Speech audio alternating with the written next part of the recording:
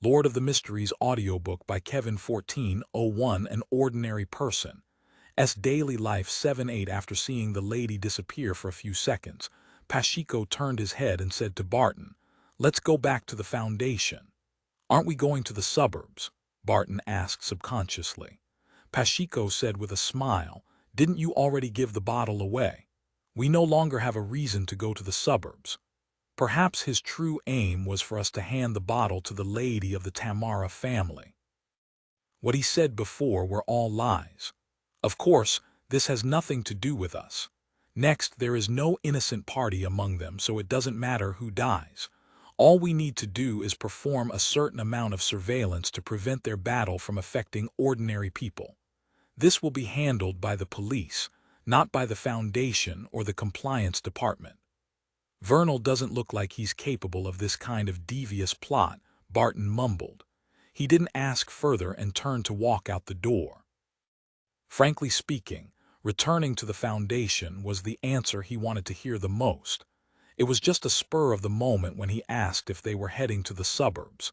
It was an old habit he hadn't overcome for many years. After returning to the Foundation, Barton spent the rest of the day feeling rather uneasy. He went through the menial, repetitive routine until evening came. "I originally felt that life was too boring, but I now realize that a monotonous life is so precious. Sigh, I only hope that nothing unexpected happens like in the afternoon. May the Lord bless me." Barton stopped at his doorstep, stretched out his right hand, clenched his fist, and gently struck his left chest. After finishing his prayer, he opened the door and entered. He took off his hat, coat, and handed them over to his wife, who had come forward. "What happened to Vernal?" his wife asked carefully. Barton replied calmly in both tone and expression. "He offended some people and was being followed. The police have taken over this matter. In the future, if Vernal visits again, don't let him in. Remember to send someone to inform the police." Barton's wife heaved a sigh of relief when she heard that the police had intervened. "All right." After dinner, Barton played with his children for a while before finding an excuse to go to his study and sit near the window.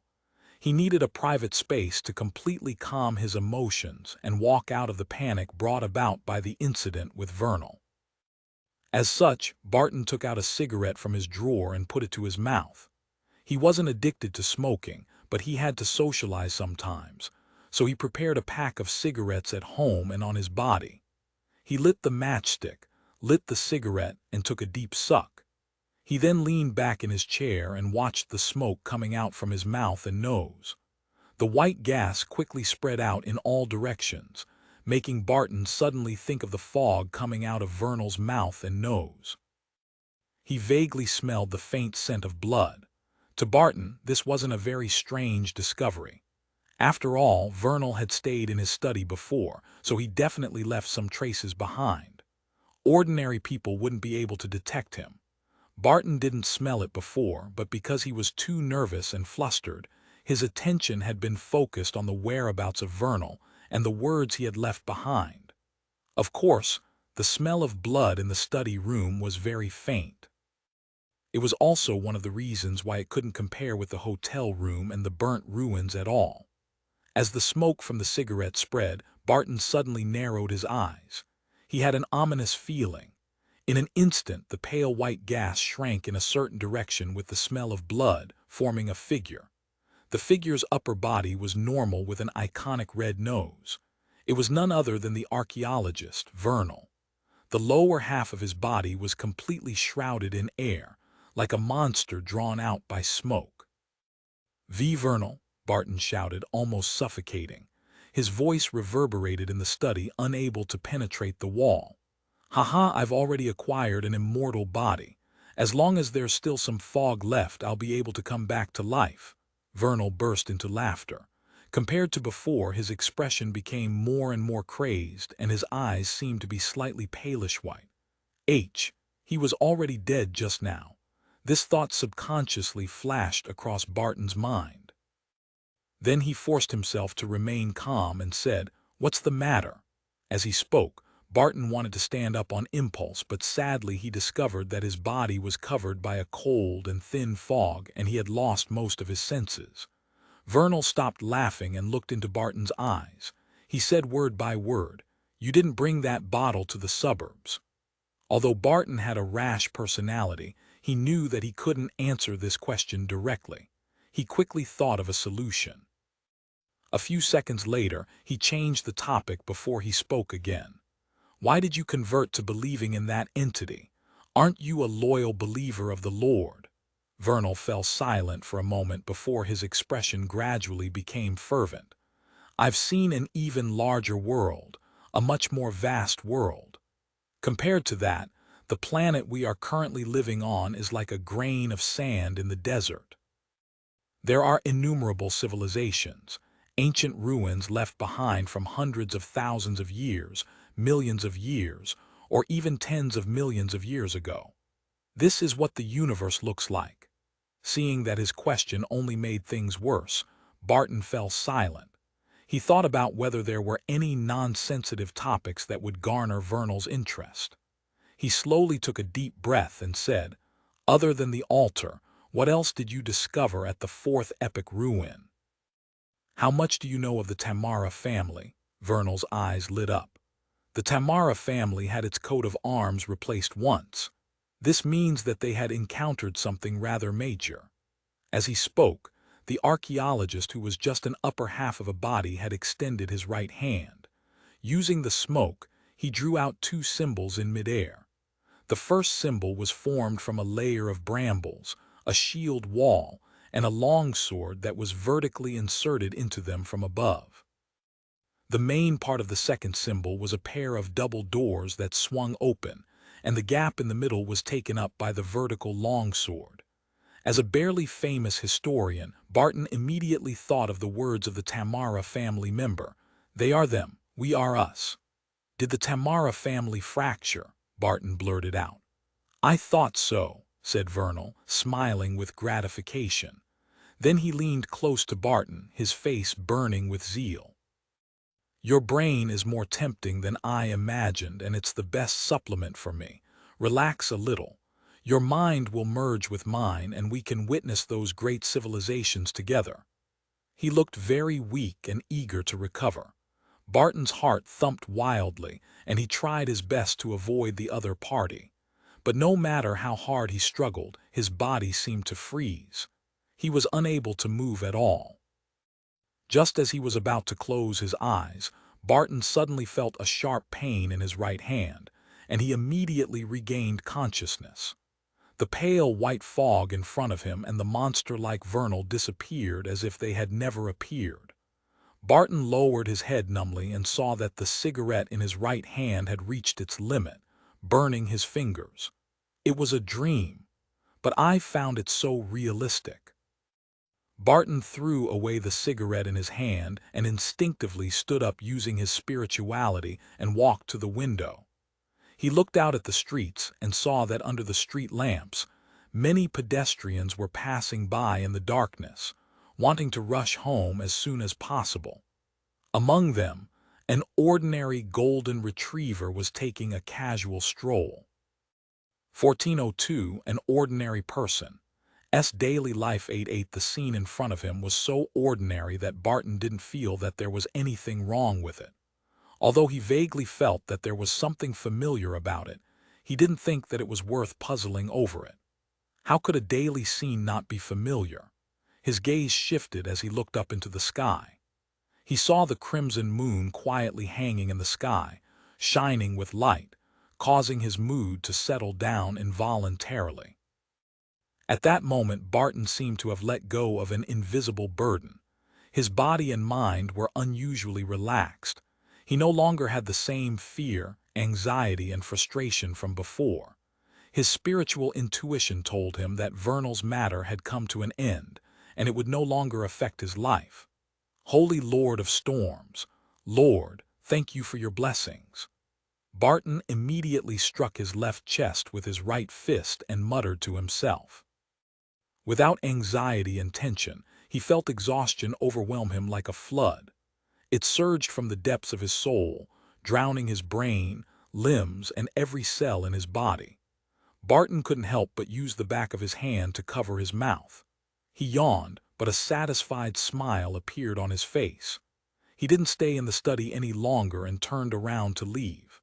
He returned to the bedroom and took a pleasant bath, enjoying himself as he drank a small glass of red wine. That night Barton didn't dream anymore and slept exceptionally soundly. When he woke up in the morning, his mind was relaxed and his spirits were rising. It was as if he had obtained a new life. Looking at his wife, who was still sleeping beside him, Barton carefully got up, changed his clothes, and walked around the neighborhood. He had never realized how wonderful his district was. The air was fresh, the environment was peaceful, and the scenery was pleasant. Even the pedestrians were cultured. This made Barton's mood even better.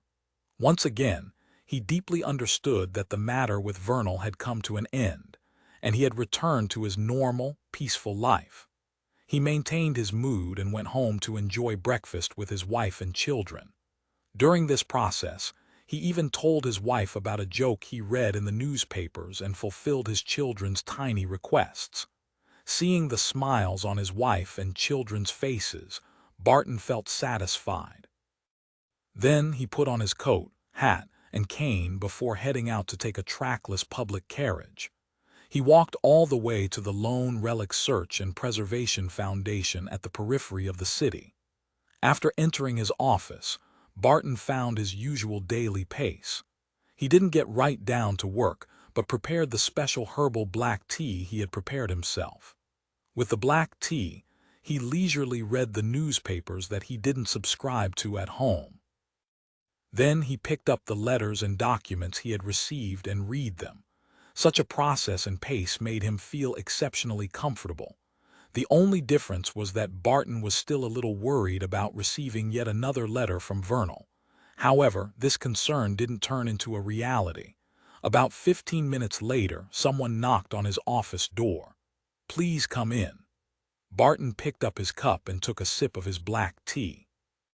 The person who entered was the ordinary-looking deputy director of the compliance department, Pacheco Duane, who didn't have any characteristics that stood out but still managed to give off a warm and friendly vibe.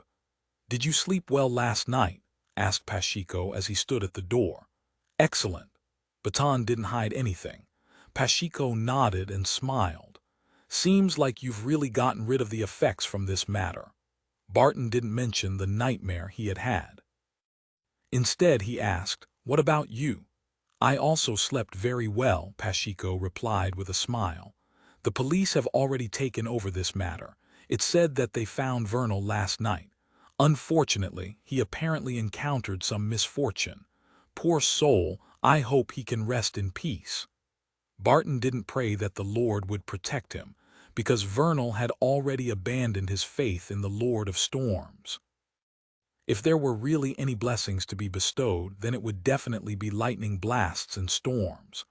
With that said, he thought of the help that Pacheco had provided and his friendly attitude. He said, "Shall we have lunch together later?" "Are you treating?" asked Pacheco with a smile. "Of course, it's a pleasure to meet a friend like you."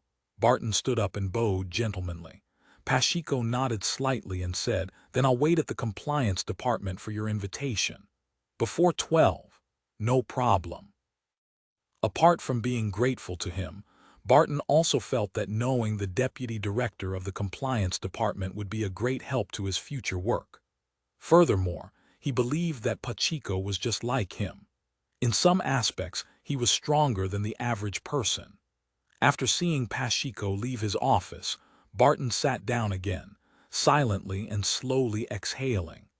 As an ordinary person with a normal ick, he could tell that the matters regarding Vernal were very strange. It involved the problems of mysticism and religion. In addition, he was actually very interested in the details of the Tamara family's fracturing and the secret history of the Fourth Epoch, and the details to which Vernal had encountered. However, he knew that he couldn't probe further. It was thanks to the great luck of an ordinary person for him to be able to see the tip of the iceberg without dying. If he wanted to figure out the situation beneath the water surface, he would definitely drown to death. The past archaeological expedition made Barton not dare to take the risk, nor did he want to take any risks. To him, curiosity was probably the most worthless thing. After pondering for a while, Barton continued his work. When it was almost noon, he tidied the items on the table and picked up the coat and top hat hanging on the clothes rack. He left the office and walked to the door of the compliance department. Knock, knock, knock. Barton knocked on the wooden door in front of him. Soon Pashiko opened the door and glanced at Barton. "Give me another 5 minutes. I still have some matters to settle." "No problem." Barton didn't mind at all. "Come on in and wait," Pashiko said casually. Barton didn't stand on ceremony. He walked into the compliance department and found a chair to sit down. As his gaze moved, he realized that there were about 6 to 7 members in the compliance department. Just then, he heard someone knocking on the door. Without waiting for the employees of the compliance department to get up, the door creaked open. The first to enter was the vice president of the Lone Relic Search and Preservation Foundation. He was a lively old man. He looked around and paused for a second before saying, "Seems like everyone is here. Let me introduce you to a new colleague." As he spoke, the vice president took a few steps forward, revealing the new employee of the compliance department behind him. She was a woman in her 20s. She had a high nose bridge and a pair of moist, full lips. Her eyes were dark gray and her face was pretty. She wore a common blue dress. However, there was no expression on her face. She didn't look like a real person. She looked more like a wax statue. The gazes of Barton and Pashiko froze. The vice president continued smiling and said, "She will be like Pashiko, taking on the role of the deputy director of the compliance department. Her name is Alicia Tamara." The end to an ordinary person's daily life. Author's note: there's no way to go in depth in the end to an ordinary person's daily life. This is just a showcase of the tip of the iceberg without going deep. Yes, it's also an experimental form of narrating the story. If the ending is meant to have the effect of horror without any consideration of values, then it will be written as such. As he spoke, the vice president took a few steps forward, revealing the new employee of the compliance department behind him. She was a woman in her 20s. She had a high nose bridge and a pair of moist, full lips. Her eyes were dark gray and her face was pretty. She wore a common blue dress. The gazes of Barton and Pashiko froze. At that moment, the lady's lips curled up as she said with a radiant smile, "Hello, everyone. I'm Alicia Tamara. 1403 in modern day 1, I'm an ordinary company employee. My greatest joy every day is that I can clock off on time. This isn't something that can be realized often, because it's only from working overtime that I can receive a higher salary. Only from doing so can I gain a little sense of security. In this aspect, my boss isn't that bad. At the very least, he'll pay for overtime, unlike the company next door who only knows how to shout slogans. All they do is pump up the employees without sparing a single penny. Based on my observations, they aren't far from closing down, because their boss is already trying to sell off second-hand computers on his WeChat moments. This isn't something I discovered. I'm not friends with their boss on WeChat. This comes from the mouths of the employees. In this world, it's sexist to say that there's gossip where there are women present.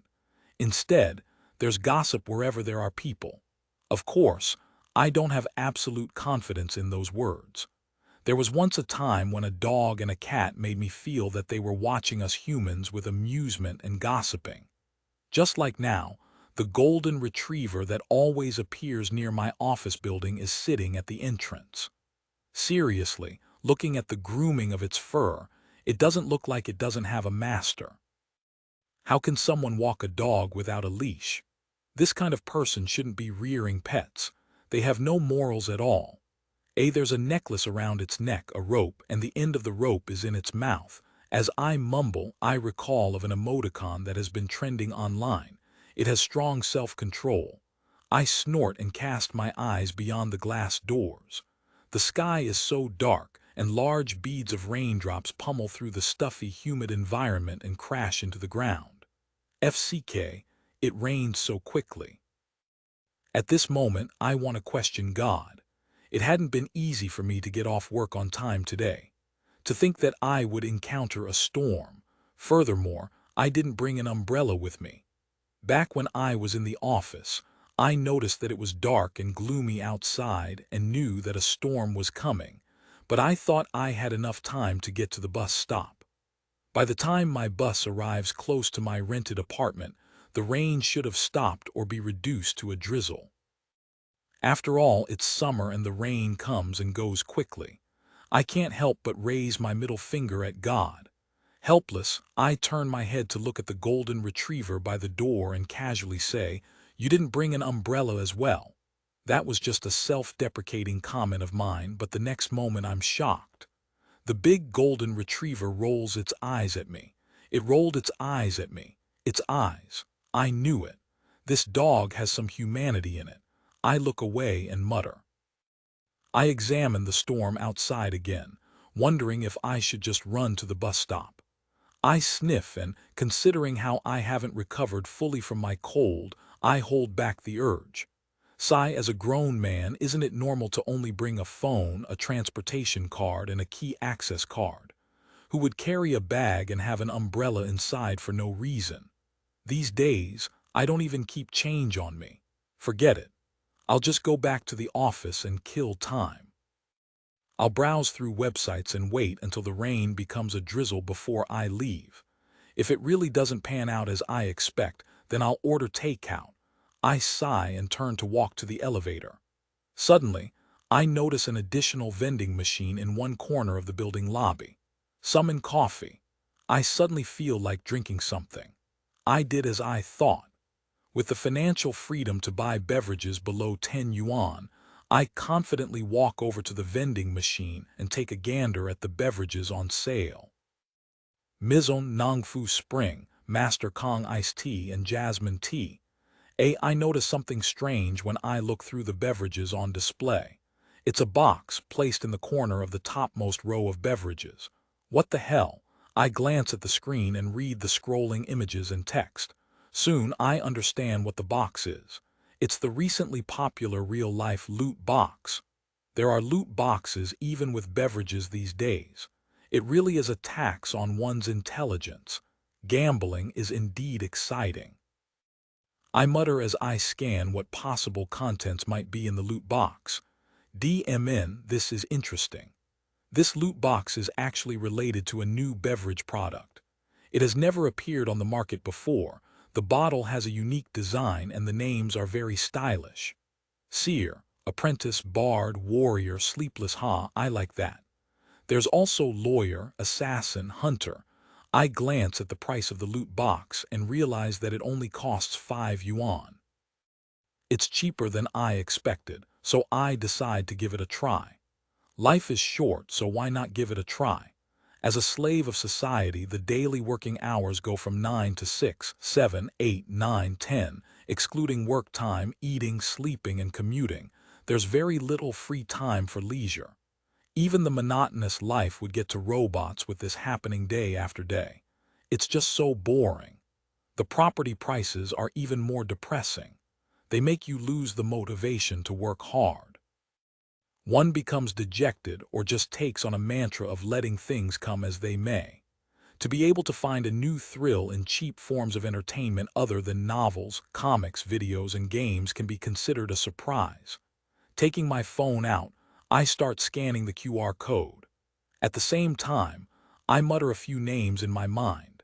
Seer, Sleepless, Spectator, Assassin. These are the beverages that I hope for the most from the loot box. I will be satisfied as long as it's one of them. After paying, the vending machine seemed to be stuck.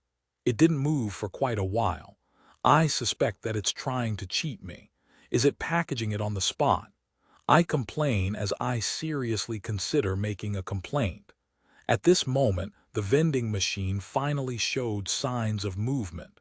The loot box is pushed out and falls to the dispenser with a thud. It's time to witness a miracle. I bend down and push open the sliding panel of the dispenser and pull out the loot box that I really can't consider exquisitely packaged. After I quickly open the box, I see a bottle wrapped in coiled snakes. Based on what I saw on the screen, I'm able to recognize which drink it is. As an Assassin's Creed gamer, this is an outcome I've been looking forward to. Assassin. 1404 in modern day too nice. I can't help but snap my fingers with my free hand. As someone who has never even won a consolation prize, to be able to get a beverage I wanted is simply exciting. Furthermore, the most important thing is that I only spent 5 yuan. Otherwise, I'll definitely hit it trying it 10 times in a row. I need to keep this bottle well. I put away my phone, open the can, and take a mouthful of the beverage. In the next second, my head suddenly turns a little numb.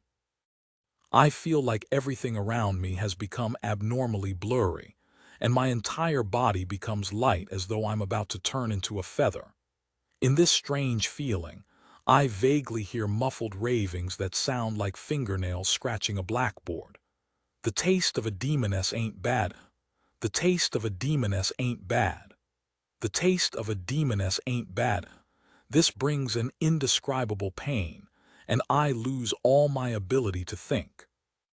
By the time the torture ends, I can't remember what happened towards the end, but I know that my face must have been very twisted and hideous. FCK, what the hell is this beverage? I turn angrily to look at the vending machine. At that moment my head is spinning and my eyes swell. I have the feeling that I'll collapse at any moment. However, this doesn't stop me from discovering a fact. The vending machine that still existed moments ago has disappeared. Holy SHT. I can't take my spinning head and the soreness in my eyes. I quickly remove my glasses and prepare to squeeze my nose bridge. However, just as I take off my glasses, everything returns to normal. My head doesn't spin and my eyes no longer ache.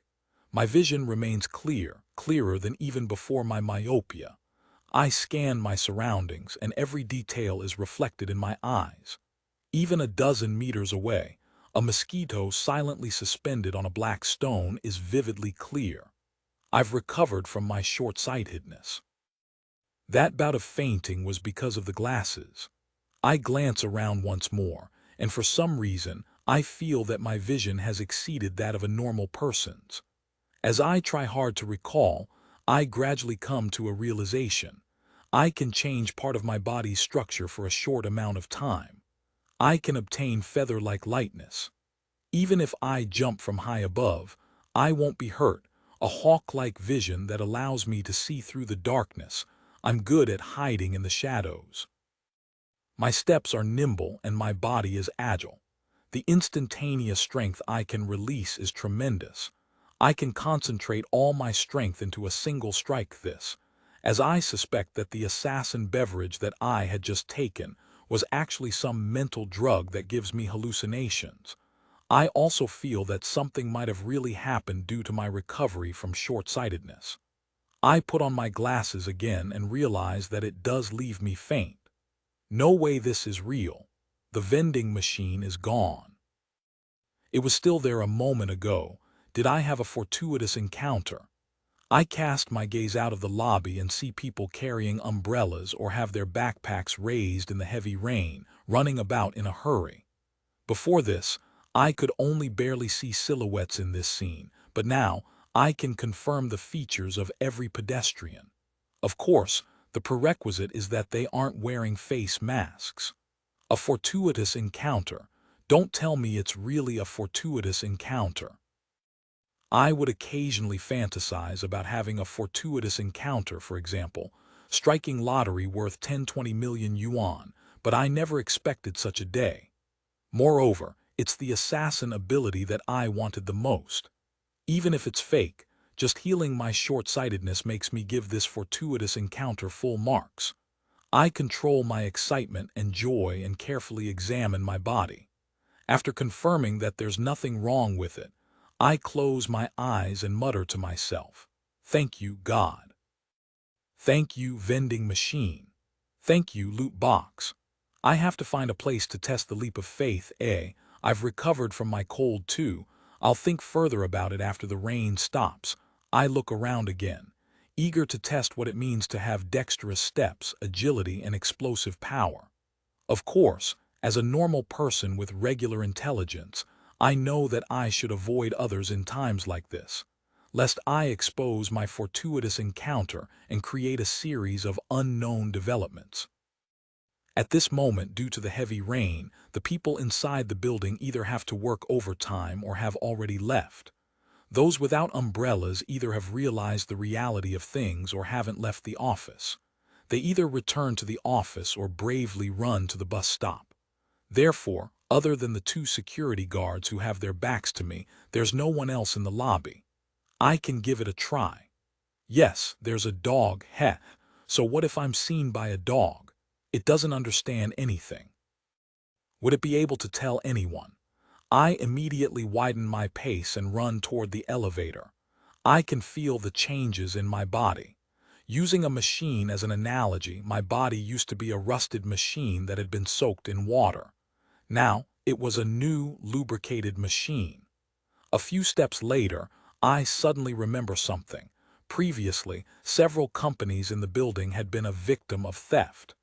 Through the surveillance cameras, the police found the criminal. In other words, there are surveillance cameras in the lobby, and my every move is being monitored. Bear with it, bear with it.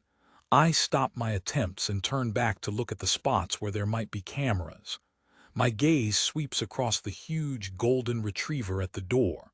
It's still impassively looking at the rain outside. I'll wait till I get home. I let out a slow sigh, hold my glasses, and head for the elevator. I heard from my gossiping colleagues at the company that the theft was done by a young rag-and-bone man from nearby. In the past, this guy was the son of a rich man. Later on, his family waned, and he could only make a living being a rag-and-bone man. However, the police never found him. I take the elevator and go back to the 10th floor. My mind is filled with how to be an assassin hiding in the city's shadows. Nothing is true. Everything is permitted. I mutter a few slogans and exit the elevator. Glancing around, I see a figure standing by the window at the elevator lobby. He has rare, long silver hair. His features are very distinctive, so I recognize him. He's the vice president of the company next door, whose surname is Wu, of course. This might only be his Chinese surname, because he's either a foreigner or a mixed blood. It's such a pity that this guy isn't an idol. He's so good-looking that even the girls in our company often try to, coincidentally, bump into him. They give him flowers and food. It's like he has everything easy in the game of life. The boss next door really has bad taste. With such an employee, I'd have long changed to running an entertainment company. I don't know what the company next door is busy with every day. Until today, I don't even know what they do. All of them are garrulous, completely unlike Rosin when she's joking. They're probably doing multi-level marketing, right? I quickly retract my gaze and not greet him. After all, we're not familiar with each other. But just at this moment, I see that guy turn around and walk over. 1405 in modern day 3 under normal circumstances. I wouldn't be nervous if the vice president from next door came to me. After all, I'm not under his jurisdiction. And I'm not a girl either. My sexual orientation is very normal. No matter how good he looks, it has nothing to do with me. I'm even a little jealous. But now, I've just drunk a bottle of some strange beverage of unknown origins and obtained the abilities of an assassin I've been dreaming of. No matter who comes near me, I can't help but feel uneasy, afraid that others might discover my secret. At this moment, the silver-haired guy stops in front of me and says coldly, "Do you have a lighter?" This isn't an attitude a person should have when asking someone for help. Why are you looking at someone like you're looking at an object? Also, the greatest hobby of youngsters nowadays is to stay up late instead of smoking. Why would I bring a lighter with me? No, I shake my head. At the same time, I sigh inwardly. If the female colleagues in my company find out that the handsome vice president next door smokes, they would definitely have their fantasies crushed. This vice president's appearance and temperament easily makes one believe he's some untainted immortal. It's impossible to associate him with vices like smoking. With this in mind, I can't help but ask casually, smoking? The vice president, who has long silver hair and a beautiful face, raises his right hand, revealing a cigarette between his fingers. People are under the impression that you don't smoke, I reply with a smile. As a slave of society, it's normal for me not to be afraid of the vice president of the company next door. However, ensuring a cordial relationship is almost definite. After all, one has no idea when they will need to job hop and become their subordinate. Having one more friend means one more outlet. Of course, if this gentleman keeps staying in the company next door, then I won't consider such matters. I don't want to enter a weirdo company that just yells slogans 800 times a day. However, if they're willing to pay me a salary of more than 30,000 yuan a month, I dare say that I'll jump ship today. This is the business world, and the first principle is to not go against money. Anyway, as long as I don't violate the law and do not commit crimes, what's wrong with shouting slogans? If I get paid 100 yuan with every shout, I can shout until I make the company go bankrupt.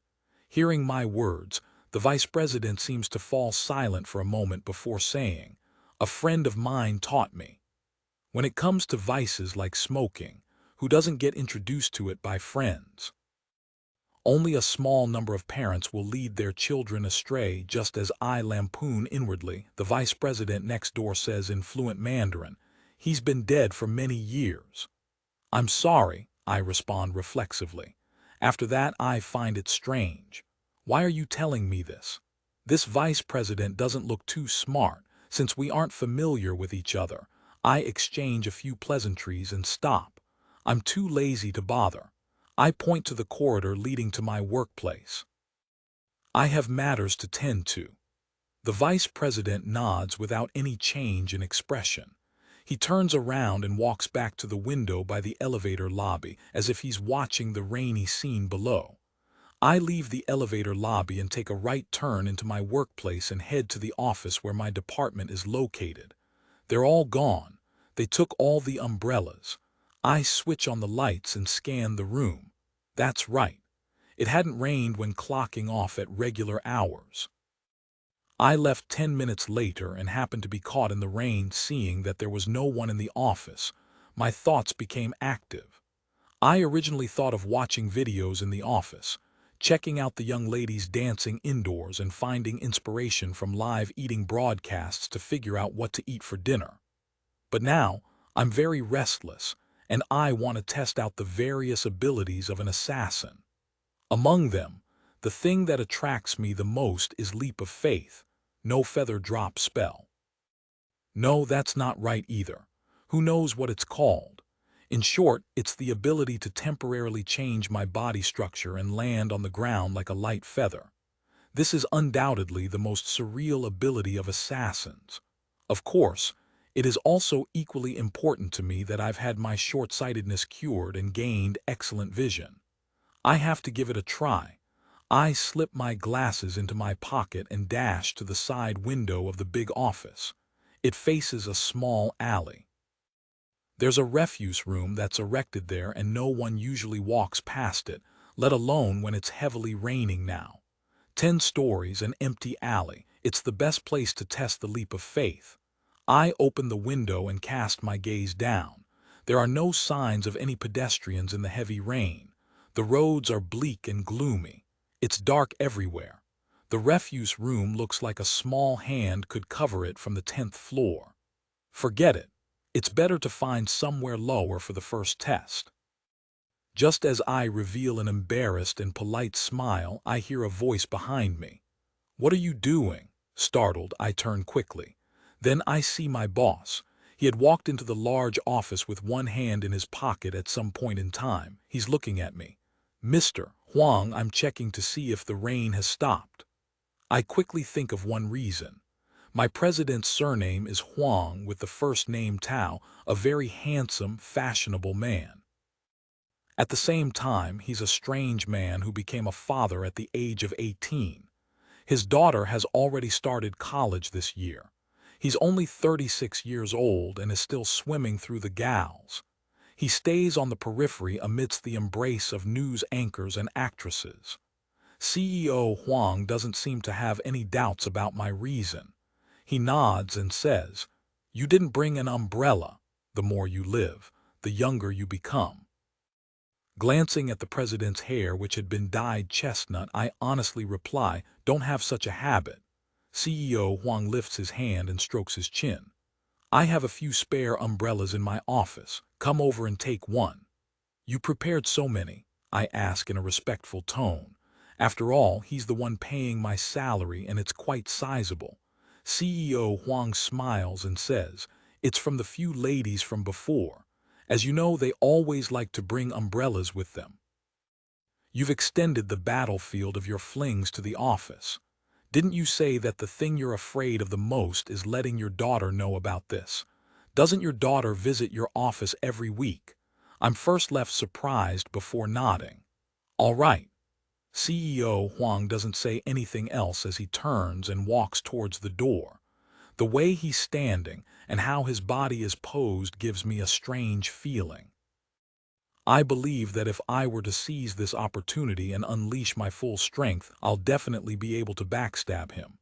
Is this an assassin's instinct? Just as I have this thought, I see CEO Huang stop in his tracks and turn his head back. Did he sense my ill intent? My body stiffens. CEO Huang seems to be deep in thought as he slowly asks, "How's your accent?" "Passable," I mutter carelessly. CEO Huang nods. "Help me pick up a VIP at the airport tomorrow morning. I'll get old AI to send you the details." "Okay." I don't dare to say no. After agreeing, I ask, "Mr. Huang, the VIP is a foreigner?" "Yes." CEO Huang gives an affirmative reply. At the mention of this topic, I can't help but ask, "Mr. Huang, why are there so many foreigners around us? We even have to come up with a foreign name in the company." CEO Huang leans back slightly and says, "What is an international metropolitan city? This is it." 1406 in modern-day 4, after borrowing an umbrella from CEO Huang, I decided to immediately leave the company and return to my rented apartment. I plan on testing out my newfound assassin powers in what's considered the safest environment. I live in those old districts that haven't been spruced up. I spend nearly an hour commuting via public transport. The place is filled with old and shabby houses. It's completely different from the high-end buildings found in the new city districts, but living here is more convenient. Besides, the rent is quite cheap. Since I'm clocked off on the dot today and there wasn't much of a delay during the journey back and forth, it's still not yet 6 o'clock. Even if I settle my dinner near my neighborhood, I'll arrive home before 7 o'clock. It's in line with the habits of a modern person. Therefore, I didn't consider settling my dinner near the office. Instead, I rushed to the bus stop with my umbrella. This umbrella is colorful and it has rabbit ears on it. It really isn't suitable for a stealthy man like me. I look up and run out the door. One has to bow when under the umbrella after all. By now, the storm has gone on for about 10 minutes and the ground is beginning to pond. If it were in the past, I would have stepped into a puddle and stained my shoes and pants with dirt and mud. But now my feet are deft, sharp, accurate, and each step is light. I manage to keep my pants and shoes clean in the rain. As expected of an assassin, I glance at the bus stop that's just a few feet away from me. Just as I'm about to cross the non-motor vehicle lane, I suddenly see a man walk past me without an umbrella or raincoat. His hair is already wet under the heavy rain. His clothes cling to his body as they droop down, water streaming down continuously. His image is so pathetic, yet his posture remains so relaxed. He isn't running at all. All he does is keep his hands in his pockets as he strolls forward. Impressive, due to the rain and the dark sky, I'm unable to discern his face clearly. I only watch him walk past me. Perhaps sensing my gaze, the man suddenly takes out a cigarette from his pocket and puts it in his mouth. He mutters softly, "Wimp." I dig my ear with my empty right hand. Who is he talking about? Forget it, I won't argue with a lunatic. I'm in a good mood today.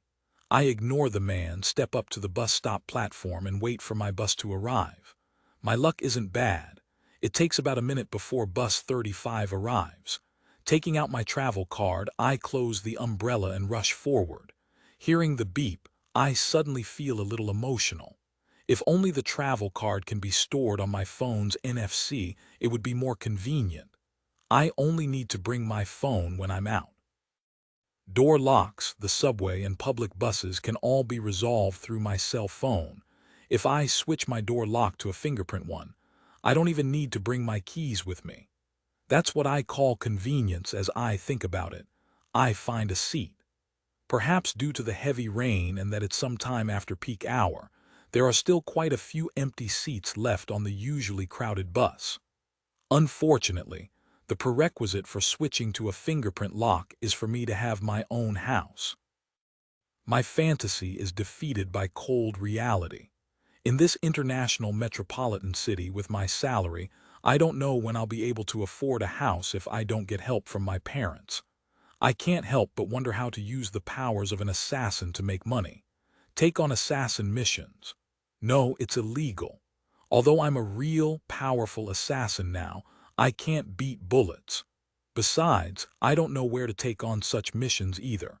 It's against the law to break into houses and steal.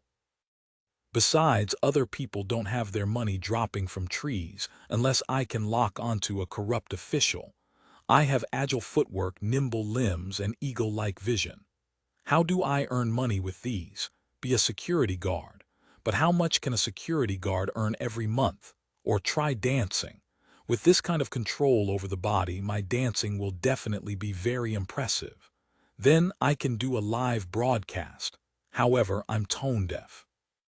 As I think through the possibilities, I suddenly feel a little depressed. It wasn't easy for a miracle to fall from the sky, yet I can't use it to improve my life or earn lots of money with it. It cured my short-sightedness at the very least. It's a medical miracle that can't be bought even with millions. I exhale slowly and tell myself not to be too greedy. At this moment, I suddenly feel a chill. It's not from the air conditioning, but a coldness that pierced through my skin. I turn my head and look to the side, only to see that there's no one sitting there. My instincts tell me that there's something invisible there. Hiss, a ghost. I can sense ghosts after becoming an assassin. I first widen my eyes and carefully observe. Then, I retract my gaze and pretend not to notice anything. If the ghost realizes that I can see it, I'm doomed. Assassins do not have abilities to deal with ghosts. My body uncontrollably tenses up. I try to act as if nothing had happened, but I'm helpless. The chilly feeling grows stronger, as if it's getting closer and closer to me. I look straight, but a vision appears in my mind. A blurry man with a bluish-black face draws nearer and nearer to me. He leans to my ear and blows his breath on my face to test my reaction. This cold lasts for nearly a minute before it gradually weakens. Before long, the bus stops and the two doors open at the same time. The cold and terrifying aura disappears. The ghost reached its stop. Even ghosts use buses to travel. Amazing. I relax and have a better understanding of the changes in my body. I'm not surprised that there are ghosts because I have become an assassin. Everything is possible. The bus stops along the way and I arrived at Ankang North Road 50 minutes later. My rental apartment is nearby. Since the storm has stopped, I don't use the umbrella. I get off the bus and go straight for the place I had planned on eating while on the bus. Yuzu stir-fry. There are many old shops in this old district that serve delicious food at cheap prices. This is one of them. If it weren't for the rain earlier, many tables would be set up outside. Inside the store, I casually glance around. I smile as I walk to a table and sit opposite a young man. He ordered only a bowl of yuxiang shredded pork and white rice. He's looking at his phone while eating with full focus. Not on a date. I rap the table, startling the guy opposite me. He's my childhood friend, Peng Deng. Recently, he's also been working in this international metropolitan city. As I helped him find a place to live, we ended up living very close to each other. It's all in the same neighborhood. How can I have a date when the weather is so bad? Peng Deng looks up at me. He doesn't put down his phone and asks, "Want to play some ranked matches tonight?" I'm not free. I have no intention of playing games right now. I just want to try the leap of faith. Peng Deng studies me intently for a few seconds. You have a girlfriend. I hope so too. I turn my head to the boss. One stir-fried sliced beef, one tomato-fried egg soup, and a bottle of Coke. When something good befalls one, celebrations are in order. Thank you for listening to the story on kevinaudio.com 1407 in modern day 5. Upon hearing my reply, Peng Deng lowered his head again. As he looks at his phone, he feeds himself and casually asks, "What else is there after work? Don't you work overtime if something's up?" Good question. I lean the umbrella and seriously think of an excuse. Peng Deng is a typical smartphone zombie who doesn't even focus on eating. Most of his attention is on his cell phone, but he's actually a very sharp person. He's good at capturing details and can always easily see through my lies. Of course, most of those lies were a product of not putting enough thought into it. They're more like jokes.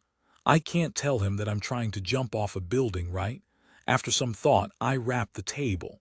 My boss wants me to pick up a foreign guest at the airport tomorrow, and he'll only give me the details at night. I'll have to make some preparations. I need to practice my accent and contact a driver to confirm the schedule. It's plenty of work. Yeah. Peng Deng takes a bite of rice and the meat shreds before swallowing it. Then he asks with a smile, "The Casanova boss you mentioned before?" I never said that. I outright deny Peng Deng's claim. When he looked up at me, I smiled. I said he fooled around. You mustn't make mistakes when passing judgment. Peng Deng replies before looking down at his phone. Before long, the dishes I ordered are served. One is stir-fried sliced beef, and the other is tomato-fried egg soup. The oil on the former glistened, and the aroma of celery perfectly fused with the beef's aroma. The meat was very tender, and its juices were salty but not excessive. The sauce was filled with flavors, and with just one plate of this meat, I could finish it with 3 bowls of rice. The tomato-fried egg soup is part of Sichuan cuisine. Lard is used first. After it's heated up, beaten eggs with water and salt are added to the mix until it's completely cooked. This way, the fried eggs would be fluffier, and there will be a certain level of saltiness to it. Following that, water and processed tomatoes are put in, along with a few green vegetables. Finally, the soup will have the obvious fragrance of oil and eggs, mixed with the sweet and sourness of tomatoes. The freshness of the green vegetables make the soup have the delight of a meat soup, but without the cloyed taste at all. Just as I drink a bowl of delicious egg soup, the boss walks over with a bowl of rice and a bottle of cold Coke. Ice cock. I can't help laughing inwardly as I heard his accent. Considering that I have to jump off a building later, it wouldn't be good to eat too much. I ultimately only have 2 bowls of rice. Of course, I definitely wouldn't waste the meat and eggs. At this moment, Peng Deng still has a third of his food left. Don't use your phone while eating. Don't eat while using your phone. I stand up and give him a heartfelt lecture. At the same time, I boldly pay only for my share. Peng Deng and I aren't hypocritical friends who insist on footing the bill. Furthermore, it's the end of the month. Finances are always a little tight during this time of the month. FCK, you didn't even give me a bottle of Coke. It only took this long before Peng Deng realized it. I'm done eating. I pick up the umbrella leaning against the table. Extravagant. Peng Deng appraises my choice of buying a bottle of Coke. Something good happened to you, or are you moonlighting? Before he can ask me, his gaze suddenly stops on the umbrella with the rabbit ears in my hand. Hey, he makes a strange sound. My boss lent it to me. You know that he has many girlfriends. I understand what Peng Deng is thinking. How boring. Peng Deng turns his attention back to his phone again. I enter the old compound of my rented apartment after leaving the shop. The tallest building is only 6 stories, so there aren't any elevators. When I pass the entrance to the first floor, I catch a glimpse of the mailbox through the corner of my eye. Some memories churn, making me walk over involuntarily and open the letterbox that belongs to Unit 602. There's a postcard lying quietly inside. Even without looking, I know that she was the one who had sent it. She was a middle school classmate and high school classmate with me and Peng Deng. She later went overseas for studies and is currently working in this city. Her family background is good, and she often travels. From time to time, she'll send local specialties or postcards to friends in the same city. I hesitate for 2 seconds before picking up the postcard. The back is indeed familiar as graceful handwriting is plastered across it.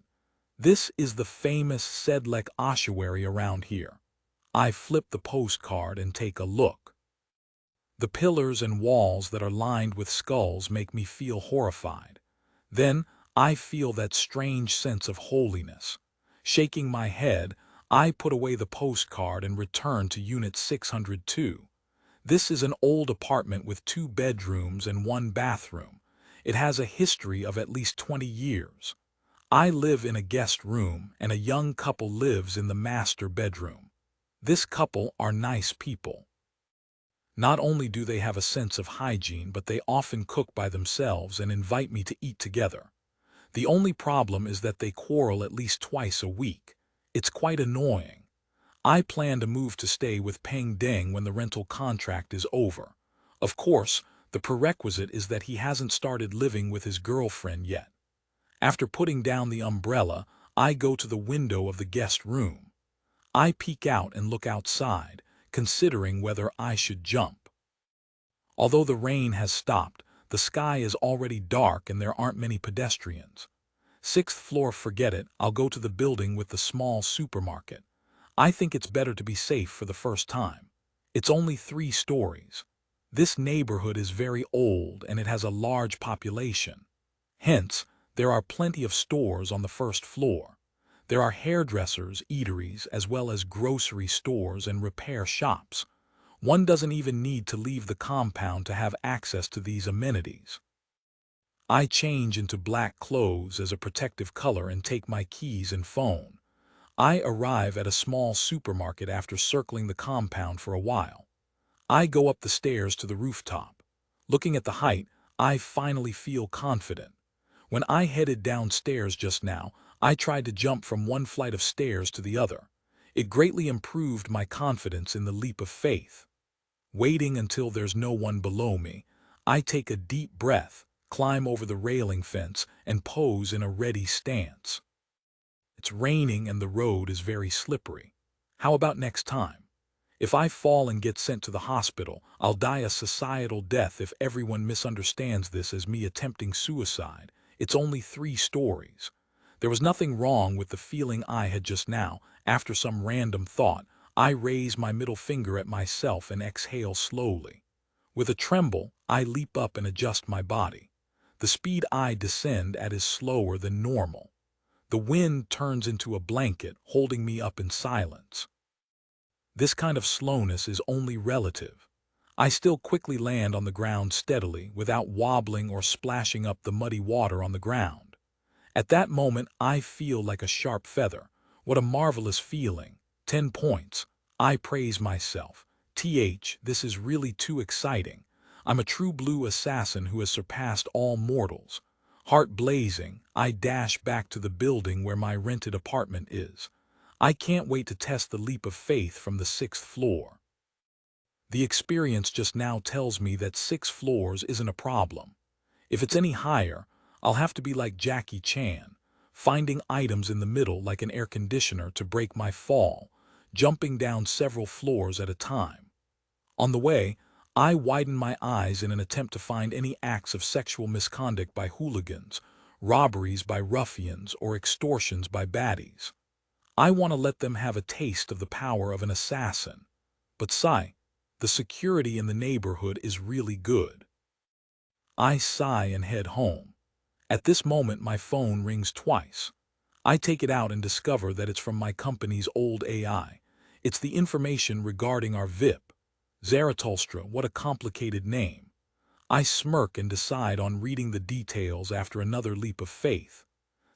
Even if I'm an extraordinary assassin, I still have to work on stuff my boss instructs me to do after work, like, as the Japanese put it, a shachiku, a corporate cattle. Otherwise, I won't be able to survive. What can an assassin do? Buy a Spider-Man's mask and do a parkour live stream session, without being in a rush to enter the bedroom. I once again think about how to make money using my assassin abilities. At this moment, someone knocks on the door. "Who is it?" I ask loudly. "I'm here to check on temporary living permits." Someone outside replies. "I don't have it, goodbye."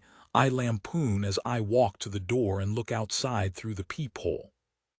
Two people in police uniforms stand outside the door, with one of them standing in front, blocking the face of the other. He has a receding hairline and his eyes are slightly gray. For some reason, I suddenly quiver and feel inexplicably sad. I open the door. "My surname is Deng and I'm the officer in charge of this compound." The gray-eyed officer introduces himself with a smile. Then he looks at the information in his hand. "Joe Mingrui, am I right? 1408 in modern day 6, yes." For some reason, I'm restrained and a little sad. It's almost indescribable. It's as if someone had punched my nose. My eyes are sore and I'm about to cry. I can understand the restraint. Apart from a few people, most ordinary people would definitely be rather cautious when facing the police. I'm no exception. But why do I have the sudden urge to cry? These emotional changes and fluctuations are beyond my expectations. From what I know, such a situation wouldn't even happen to an extremely sensitive artistic youth. Could this be the side effects of the assassin potion? Is this the price for obtaining superpowers? I blink and control my emotions. Then I hear Officer Deng say, "Your temporary living permit." Before he can finish, another officer whispers, "Captain, it's called a residence permit now. You've forgotten again." "Yes, yes, yes, I forgot." Officer Deng wasn't embarrassed at all.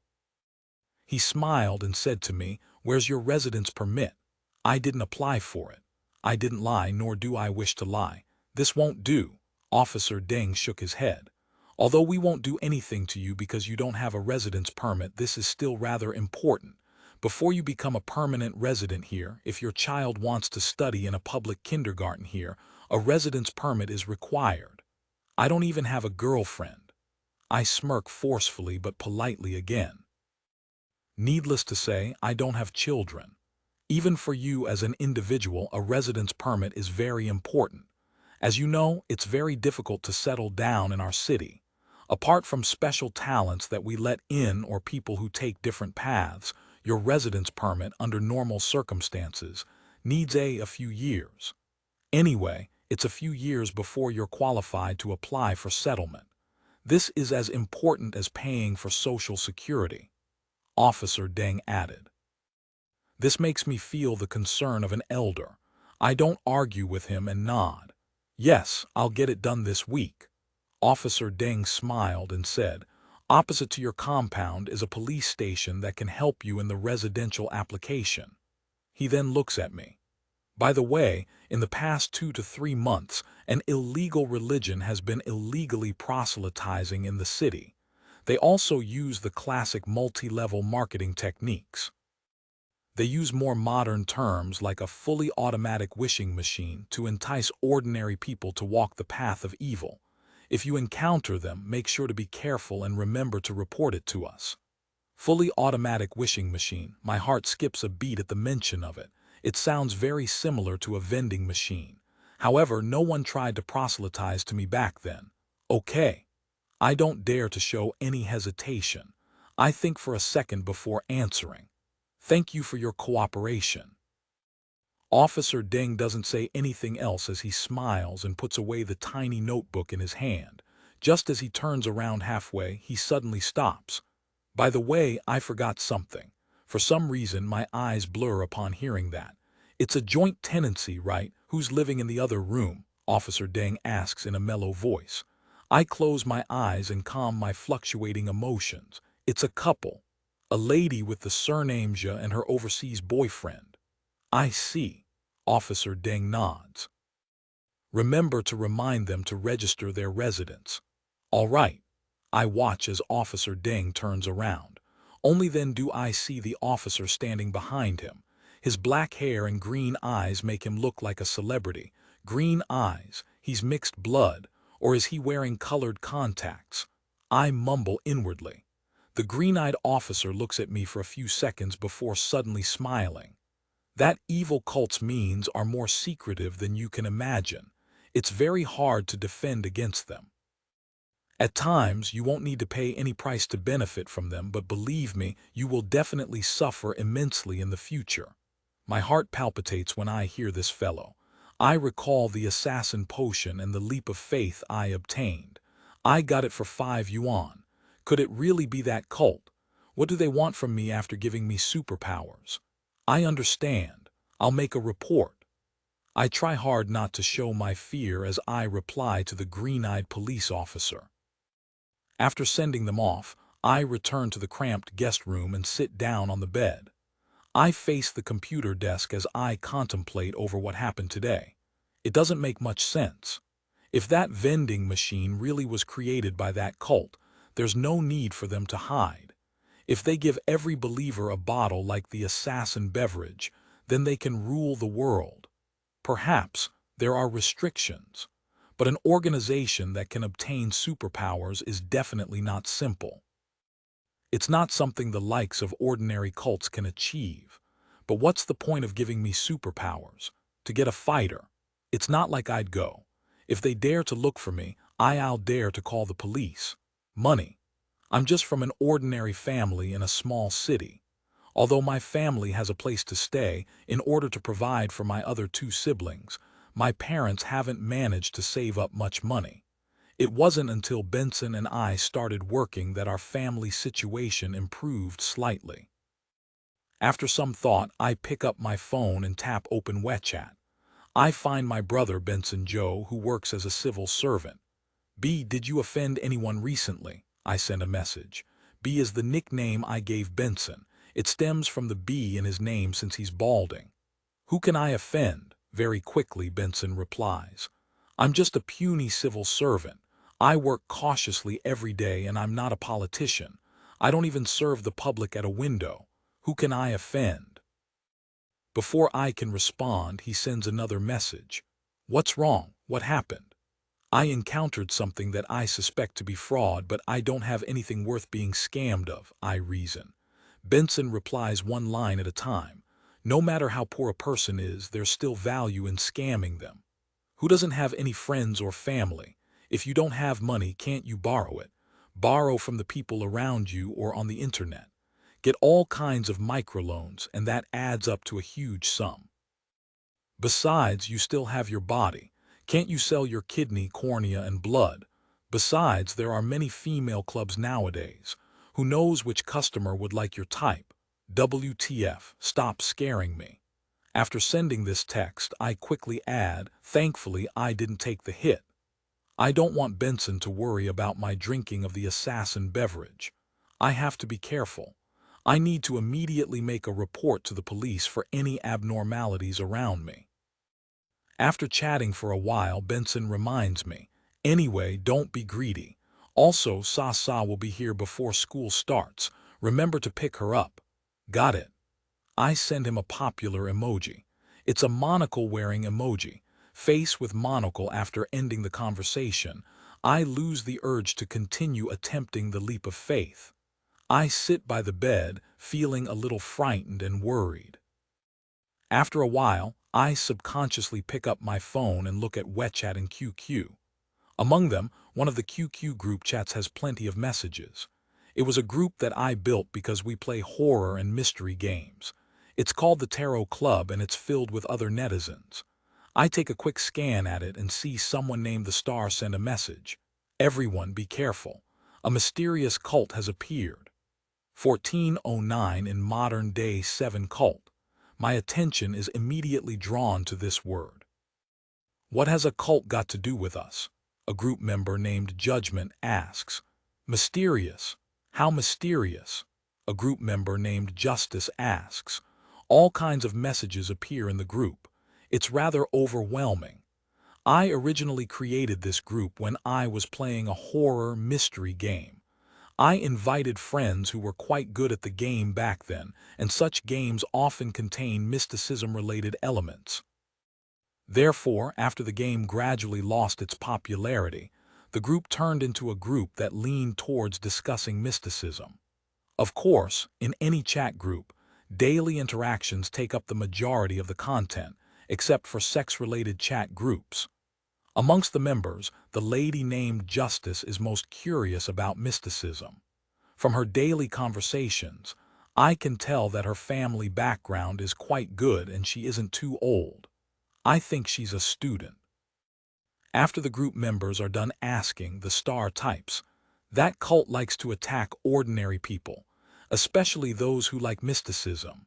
They will use all sorts of methods to allow you to obtain powers that exceed the limit of mortals. For example, the later it is at night, the more energetic you are. I already have this superpower. A group member named the Magician replies excitedly. She's also a girl. I remember her mentioning that she has a sizable income from writing novels on a certain green-colored website and is considered one of the phenomenal writers there. However, from the way she makes all kinds of suggestive comments when she speaks, perhaps the green-colored website I'm aware of isn't the same website she was talking about. Compared to the day, I prefer the night, says a group member named the Moon. What is this fellow trying to say? Is he like a night owl, or is he hinting at something? I scratch my chin, unable to read the thoughts of the Moon. This fellow has always been like this. If you want to say that he has deep knowledge, he will post links regarding exquisite dolls in the group chat from time to time, asking everyone to help him at some price-slashing site. It's obvious that he's some type of shut-in, but to call him naive and immature, he often says profound things. Whether it's Chinese medicine, Western medicine, or even all kinds of relatively unknown medical knowledge, he gives off impressive vibes with his theories and examples, even if I can hardly understand it. Previously, he had diagnosed that one of our group members, the Hermit, had a rare disease. He successfully helped her recovery from an old ailment of hers, making everyone see him in a different light. The Star ignores the Moon and replies to the Magician. Then can you only sleep 2 hours a day? I can, but I can only maintain it for a week. I have to catch up on my sleep after that. Furthermore, my body will feel like it's been run over by a car, with tire tracks on my face, relieved face, the Magician replies. The Star continues. Anyway, the cult will first allow you to obtain Superman-like powers. For example, you can remain extremely energetic despite sleeping for 2 hours every day. You can see all kinds of spirits, jump off tall buildings without suffering any damage, and control flames, etc., etc. Isn't this good? Justice immediately replies.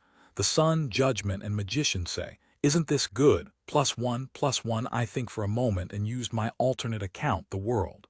+1, the Star sends an emoji. A price is always exacted for what fate bestows. I didn't say that, Luzun, JPG. The Magician replies immediately.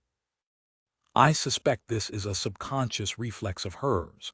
Is there really a power that transcends the mortal world? Justice asks. Clearly, she had imagined that the Star was joking. Without waiting for the Star to respond, the Moon says, there are too many things in the world that go beyond your imagination. It doesn't mean they don't exist just because you don't see them. The Sun immediately replies, there's some mysticism that's real. Stop fooling kids face with steam from nose. A group member named the Hanged Man sends an emoji. That's right, that's right. There are still young schooling children. One shouldn't talk about the strange and supernatural to children or make suggestive comments. The magician echoes in all seriousness. The son replies, I'm already in middle school. I'm more than 1.9 meters tall. When everyone sees the claim of being 1.9 meters tall, everyone falls silent. After a while, the star sends an emoji. Downcast face with sweat in short. Once one is bewitched by the cult and accepts their gift, they will definitely have to pay a huge price after joining them. I heard that some people went mad and got admitted into a mental hospital. Some of them committed suicide in various ways, dying rather hideously. Others transformed. Before he can finish, he suddenly stops. His profile picture indicates he has gone offline. What transformation? I ask with my alt the world. My main account is the Fool, a mature man worthy of trust. Therefore, I can't ask questions casually. Could the star be held down by those cultists? The magician gives a very imaginative idea. Haha, how could there be such a thing? I'm talking about a mysterious cult DFFLF nejd. Judgment is also a girl who always echoes the magician. After making this joke, the star comes online again and says, FCK, there was a sudden blackout just now.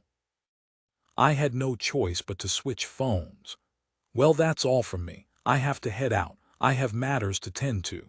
Anyway, there's no such thing as a free lunch, so don't eat it. Don't be bewitched by the cult. Bye. As the star goes offline, I suddenly receive private messages. They come from the Hanged Man and the Hermit. Take note. I think the star might be a member of the cyber police. The star might be a policeman. Be careful what you say in the group chat.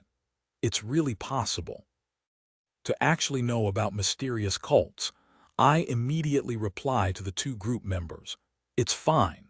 We're not a cult smirking face. It's not like I'm always the one making suggestive comments. Most importantly, when discussing international and domestic situations, I would stop it in time and send a picture that says, improper discussion about the imperial court is a crime that leads to death. Glancing at the group chat again, I quit QQ and once again start thinking about what I should do. After some thought, I'm still out of solutions. It's impossible for me to spit out the assassin beverage, nor can I vomit it out. I can only pretend that I don't know anything and ignore recruitment attempts of any cults. If I meet them, I'll immediately call the police. I force myself to focus on my savings and wallet. At the thought of this, I immediately free myself from my worries and begin to work. This is about being a slave of society. After confirming the flight details, the chauffeur, the hotel arrangements, and the pickup sign, I do a round of oral practice. By the time I'm done with all of that, it's already 10 in the evening. I feel hungry. I guess I'll go down and buy some snacks. I decide not to treat myself shabbily. As soon as I walk out of the guest room, I hear a quarrel from next door. Of course, it's mainly that lady named Jataz who's shouting at her overseas boyfriend. Don't you get tired of that? Just as I'm about to lampoon, I realize that the quarrel is getting softer and softer. According to my experience, something inappropriate for minors will happen next. Although I'm not a minor, I'm single. After some thought, I return to my room, open the window, and jump onto the window sill before jumping down with great familiarity. In the wind, my body feels light as if all my worries have been blown away. After landing safely, I heave a sigh of relief. I feel like I've completely grasped the power of assassin. The area outside the compound I live in remains lively late into the night. There are a few barbecue stalls, some selling fried rice, some selling stir-fried noodles. Some sell street food like stewed meat, cold vegetables, duck necks, and crayfish. People who pass by will unknowingly sit down or come in front of a stall before sadly putting on a kilogram. Taking into consideration my little tummy weight, my tummy seems to be missing. That tiny tummy I've worked so hard to get from all my meals is gone. This is a change brought about by assassin. I feel surprised once again. This gives me a lot more options besides the snacks. I can have barbecue food to celebrate. Forget it. I have to restrain myself. If an assassin is 170 cm tall but ends up being 100 kilograms, wouldn't my target end breaking out into a laughing fit when they see me? I slowly exhale and decide to go to the 24-hour convenience store. To the left is a Family Mart. To the right is Lawson. It's very unfriendly for an indecisive consumer like me. I heard that Lawson has launched a few new types of ice cream recently. I recall and turn to the right. Just as I enter Lawson, my eyes light up as I see a gorgeous woman. 1410 in modern-day 8 as an international metropolitan city, there are definitely countless beauties dressed fashionably out on the streets. Even if I don't pay attention to them, I would often find women that catch my attention.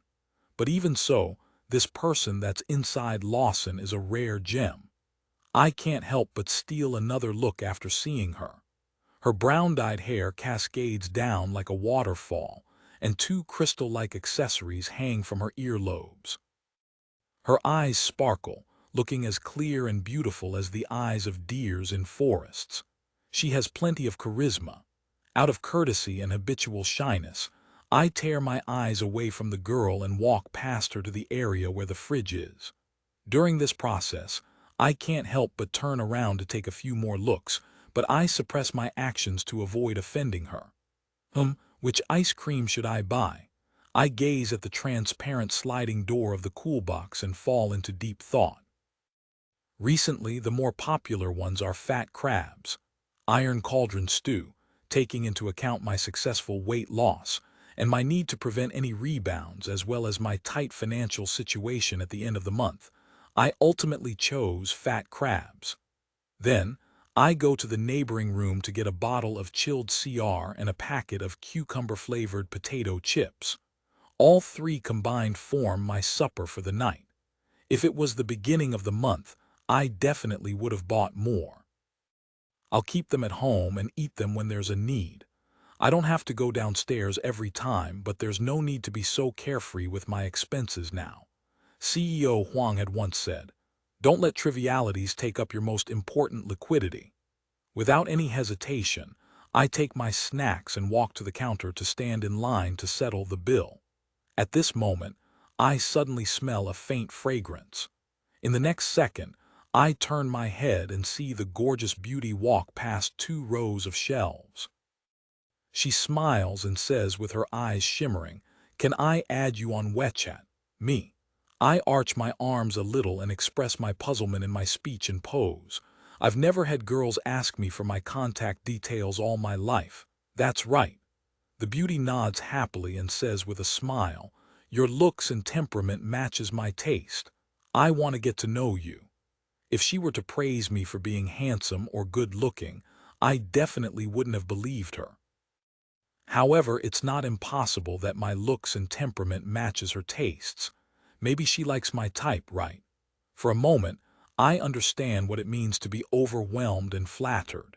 In the next second, I become more wary. Could it be some multi-level marketing scheme? Or some honey trap? As an aficionado of legal shows, a fan of the legal report of many years, I am instinctively wary of good things falling into my lap. As I hesitate, the eyes of that beautiful woman standing in front of me fogs up. It makes me feel ashamed and guilty. Perhaps it's not some multi-level marketing or honey trap, even if it is. She's just adding me on WeChat. It won't be a problem if I pay more attention in the future. I think for a moment and hurriedly say, "All right." I turn around and place the bottle of CR on the counter before taking out my phone from my pocket. However, when I look at that girl again, she has already disappeared. It's not as if I can't see her. I can still see instances of her back appearing through the cracks of the shelves. What about appreciating my looks and temperament? How did you have a change of heart so quickly? Just as this thought flashes through my mind, I heard a chime. The door of the convenience store opens automatically, and a figure walks in. It's Officer Deng, who had checked on my residence permit in the evening, but he has already changed into casual wear. He walks to the front desk and tugs at the bottom of his black jacket's bottom. He says to the staff, "A cup of coffee." As he speaks, Officer Deng turns to look at me. Are you footing your bill?" Before he can finish, he pinches his forehead. You are Joe Mingrui, Officer Deng. We just met this evening," I reply with a smile. At that moment, from the corner of my eye, I catch the woman leaving the convenience store. She gave up striking up a conversation with me and ran off in a hurry because she saw Officer Deng. Is she really involved in multi-level marketing or pulling a honey trap? Feeling regretful and puzzled, I hand over the items in my hand to the shop assistant and say without minding, "Give Officer Deng his coffee first." The shop assistant spends some time making the coffee before giving it to Officer Deng. He gives me a friendly smile and heads out with the cup in hand. After taking a few steps, he stops and says with a self-deprecating smile, "I forgot to remind you that the cult will use all kinds of means to approach the target. Be careful." Cult. Suddenly, I am aware of a possibility. Could that beauty from before be from that cult? She hit on me because I drank the assassin beverage and became their target. This method really makes it impossible to guard against. They actually used a honey trap. I'm alarmed. With Officer Deng about to turn around and leave the convenience store, I rush forward and say to him, "Just now, a woman wanted to add me on WeChat." Officer Deng doesn't laugh at me. He asks very formally, "What does she look like?" "Very beautiful, more beautiful than many celebrities." I give a simple description and conclude, "I don't think I have the charm to make a beauty hit on me." Not bad. Many victims only get deceived because they feel that they are very charming, says Officer Deng with a smile. We will track and investigate this. As for you, you should just try your best. Try not to speak to strangers as depicted in television dramas. Speaking is fine, just don't establish more connections. My heart warms as I nod vigorously. All right. After seeing Officer Deng leave, I return to the counter to settle the bill. I take the snacks and walk to the entrance of my residential compound. Along the way, after passing the barbecue stall, the strong fragrance inundates my nostrils again. It tempts me to sit down and order a pile of food. I sweep a glance, and I see a group of gangsters. They're sitting on simple plastic stools at the barbecue stall, waiting for the food to be cooked. Their hair is dyed in all sorts of colors, and it's obvious that they're punks following the scene subculture. If it were in the past, I definitely would have upped my pace and widened my distance to avoid any unnecessary conflicts. But now, I'm looking forward to them making things difficult for me. I want them to have a good taste of an assassin's prowess. Just then, one of the hoodlums glances at me and stands up abruptly. Holding a stack of paper, he jogs towards me. I'm thrilled and begin to imagine what pose I should put on later. The charred, yellow-eyebrowed hoodlum quickly comes in front of me and says, "Hi there, perhaps you would be interested in dream tutoring classes." Dream tutoring classes. This development is completely different from what I expected. As he speaks, the hoodlum hands a flyer to me. Our dream tutoring classes covers many topics. Even if you're already working, you can learn things from the courses to improve yourselves and even switch careers. I blankly receive the flyer and subconsciously ask, "Are you a tutor?" "Yes, I'm a foreign language teacher." The hoodlum smiles arrogantly. "My surname is De." Before he can finish his sentence, a few of the hoodlums shout, "Danny, the food is ready. It's time to dig in." The hoodlum in front of me turns around and flips his middle finger before running back. I shake my head in disappointment and wrap my snacks in the flyer before entering my compound and return to my rented apartment building. As this place is old, there are a few lamps along the stairs that are out. Some of the floors are dark. I have to take out my cell phones to turn on the flashlight function before I can see where I'm placing my feet clearly. The surroundings are very quiet. My phone suddenly flashes a few times, turning extremely dim.